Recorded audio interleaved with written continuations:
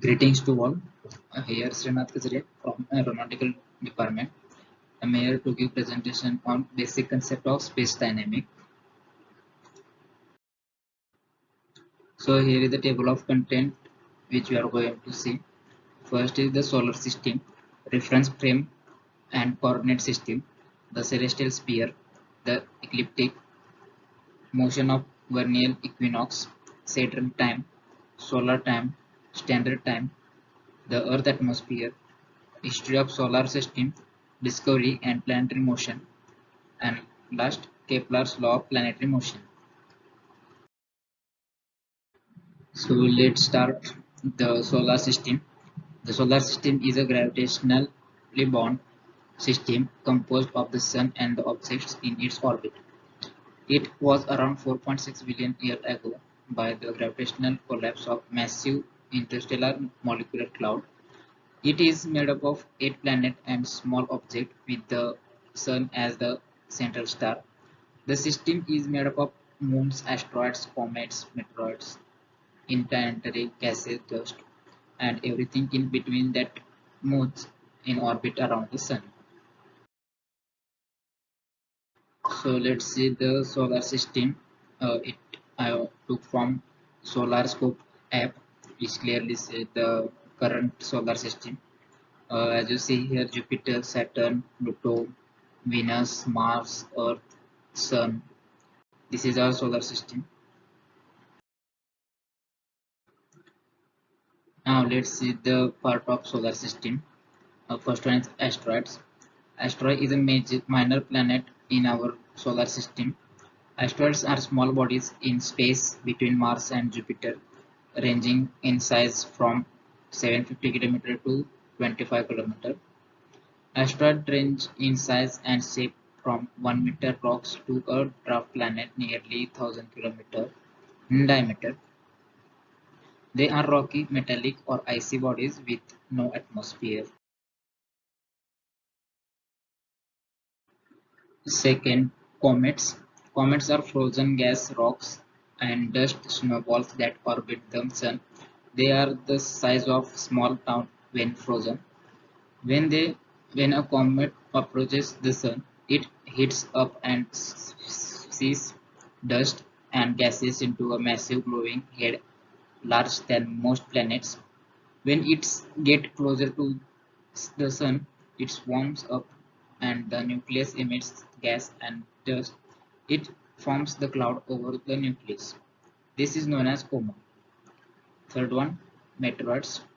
Occasionally, a meteoroid will survive and impact the Earth's surface. The material that remains is known as meteoroids. Meteoroids are small rocks or iron lumps that orbit the sun in the same way as planets, asteroids, and comets. They are abundant throughout the solar system and orbit the inner planet and the gas giant. Now let's see the reference frame and coordinate system. Celestial sphere, celestial equator, celestial meridian, ecliptic, obliquity, equinox, in that vernal equinox and antennal equinox, geocentric rotating reference frame, Greenwich meridian, geocentric non-rotating reference frame, and vernal equinox, heliocentric reference frame. Let's say celestial sphere. The celestial sphere is a concentric sphere with an arbitrarily large radius. All celestial objects can be tough as being projected into the inner surface of the celestial sphere, which can be centered on Earth or the observer. Celestial poles are defined as the point where the Earth rotation axis intersects the celestial sphere. North celestial pole corresponds to Earth's north pole, celestial equator in the intersection of Earth's equatorial plane with the celestial sphere. Now, ecliptic. When the sun is seen from, from Earth, it moves. The sun moves eastward among the stars at about 1 degree per day. In 1 year, the celestial sphere will return to its original position. The ecliptic is the path of the sun across the celestial sphere. In this picture, you see that celestial south pole and here north pole. Here you can see winter solstice, here summer solstice. This is celestial sphere. Here is vernal equinox and terminal equinox. We are going to see further. This is ecliptics. So next is obliquity. The ecliptic plane is inclined to the equatorial plane at the angle known as obliquity of ecliptic. The angular distance between the celestial and ecliptic north pole equals the obliquity. Here the angle is denoted by eplons and it is 23 degree 27 minutes for Earth. In this picture you see the axis here 23.5 degree and this is axis approximately 11,000 years ago. Now equinox. The equinox is the intersection of equatorial plane and the ecliptic plane. When for an observer on the earth the sun axis this line, day and night have equal length. Equinox cases are happening twice in a year, 21st March and 23rd September. These crossing points are called as vernal equinox and antennal equinox. March vernal equinox and in September antennal equinox. In this picture you see that in December we have winter solstice from date of 21-22 December. In March 2021 vernal equinox, June 20 or 22 summer solstice, and in September 22-23 antennal equinox. The rotating reference frame GCRF, denoted by as geocentric celestial reference frame, is the Earth-centered counterpart of the International Celestial Reference Frame. MOD is nothing but mean of date. Frame is defined using the mean equator and equinox on a particular date. The geocentric non-rotating reference frame and geocentric non-rotating ecliptic frame reference. Here is center, Earth center of mass. Z-axis is Earth, rotating axis North Pole. X-axis is equatorial plane and point towards vernal equinox. Y-axis is equatorial plane right-handed.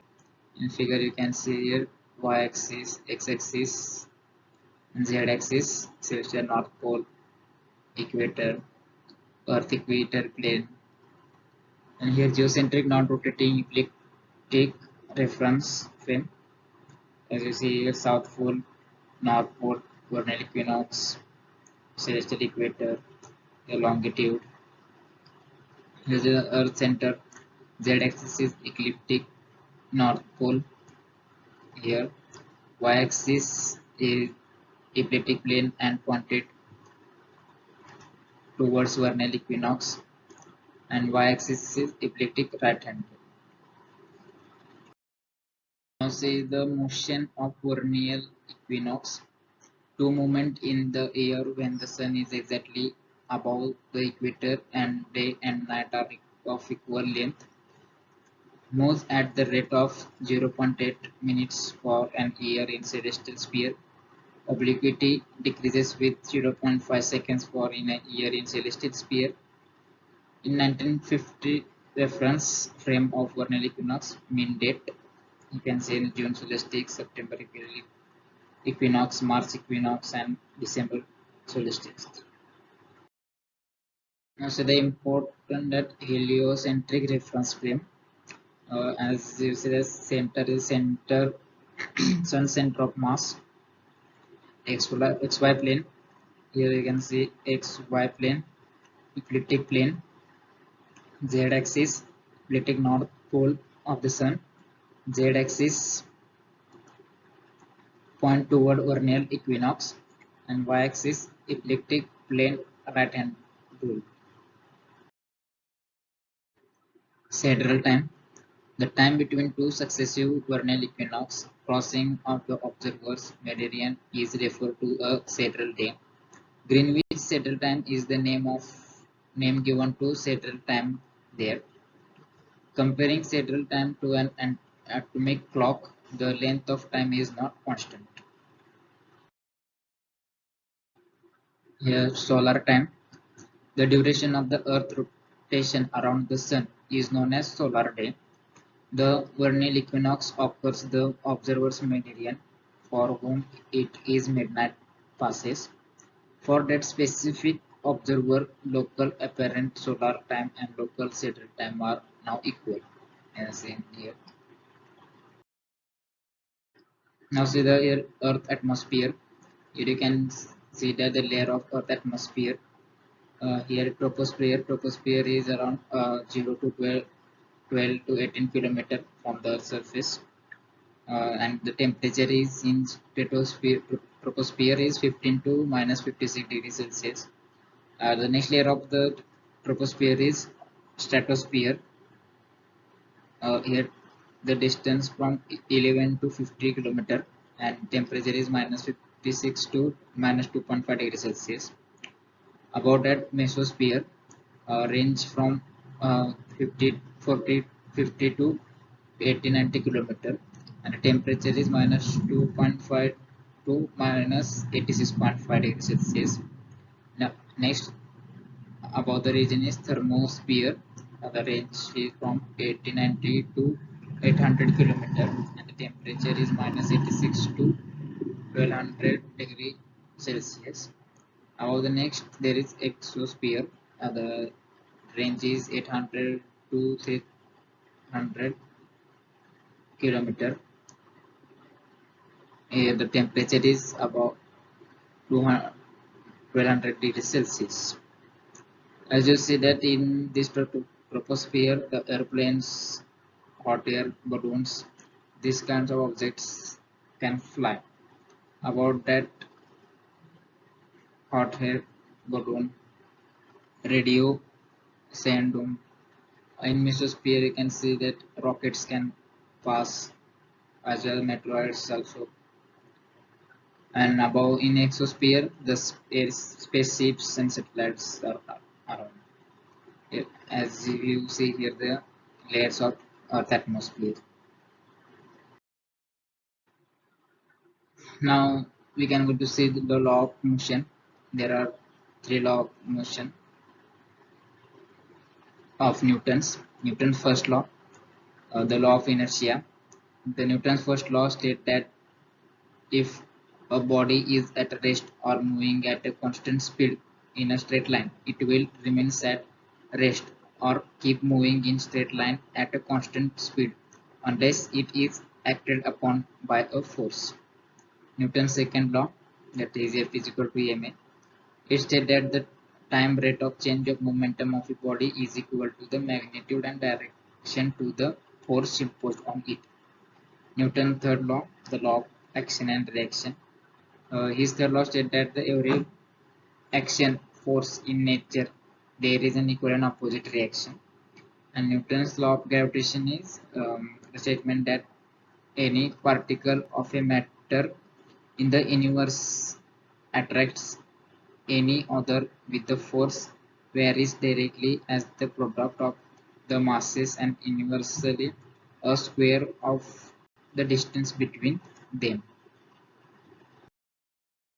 Now let's see the Kepler's law, that is law of orbits. It states that the planet move in an elliptical orbit around the sun with sun at one of the foci of a elliptical orbit. In this GIF, we can see the two point of focus center and this is the orbit. Now Kepler's second law, that is law of areas. Kepler's second law states that a planet moves in its ellipse so that the line between it and the sun placed at foci sweep out equal areas in equal time. As you see here, this rotating.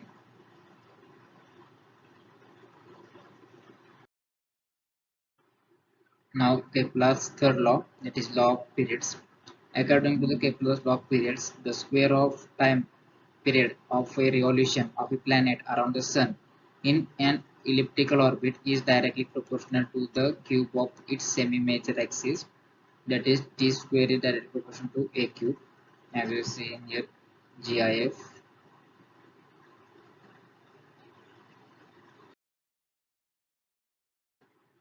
Let's see the retrograde and prograde motion.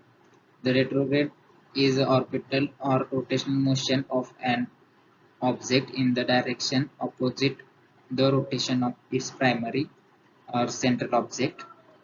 Prograde, it is known as the direct motion of object in same direction as the primary or central object rotation. As you see here that the opposite of two orbits of planets.